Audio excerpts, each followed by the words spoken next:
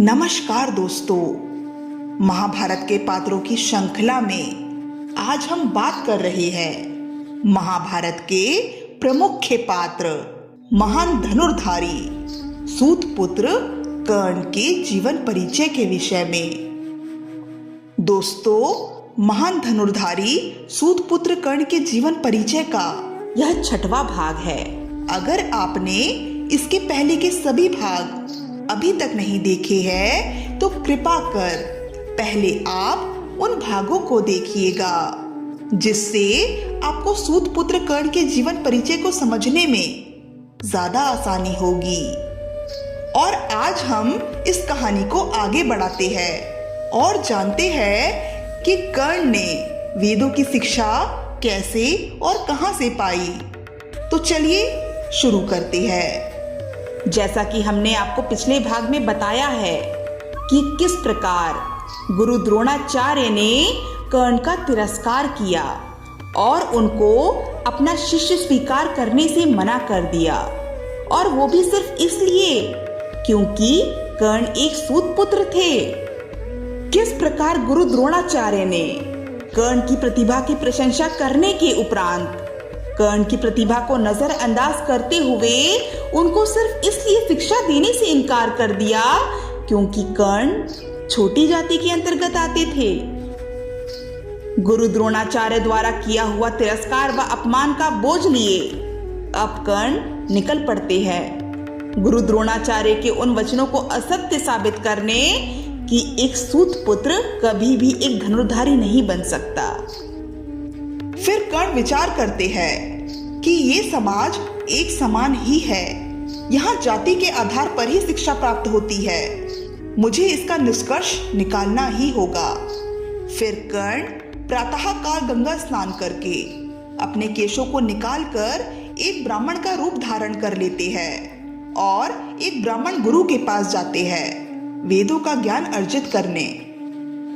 वहां भी उनसे पहले की ही भांति उनका परिचय पूछा जाता है, उनका कुल, गोत्र व जाति पूछी जाती है। कर्ण ने विचार किया, सत्य बोलकर तो कोई मुझे अपना शिष्य नहीं बनाएगा, और ना ही ऐसे में मैं अपना धनुर्धारी बनने का स्वप्न पूर्ण कर सकता हूं।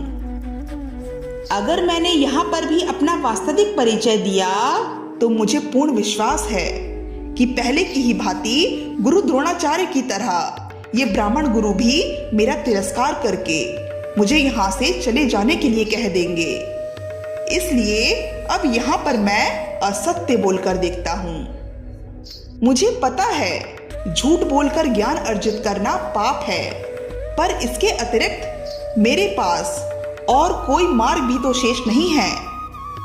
ये झूठ मैं किसी की हानि के लिए नहीं, अपितु इस समाज को बदलने की कोशिश के लिए बोल रहा हूँ, क्योंकि यदि मैंने शिक्षा अर्जित कर ली तभी तो बाकी के नीचे जाति के लोगों में भी शिक्षित होने की आस जागेगी। क्योंकि यदि भविष्य में मैं एक सर्वश्रेष्ठ धनुर्धारी बन जाता हूँ तो नीची जाति के बालकों में भी धनुष बाण को स्पर्श करने का साहस जाग उठेगा। मैं ये झूठ इस समाज में फैले ऊंच नीच के भेद को मिटाने के उद्देश्य के लिए बोल रहा हूँ। मुझे पूर्ण विश्वास है कि अगर मेरा संकल्प व उद्देश्य उचित है तो ईश्वर भी मेरे साथ होंगे।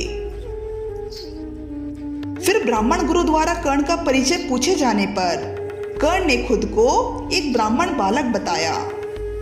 फिर कर्ण को ब्राह्मण गुरु ने अपने शिष्य के रूप में स्वीकार कर लिया।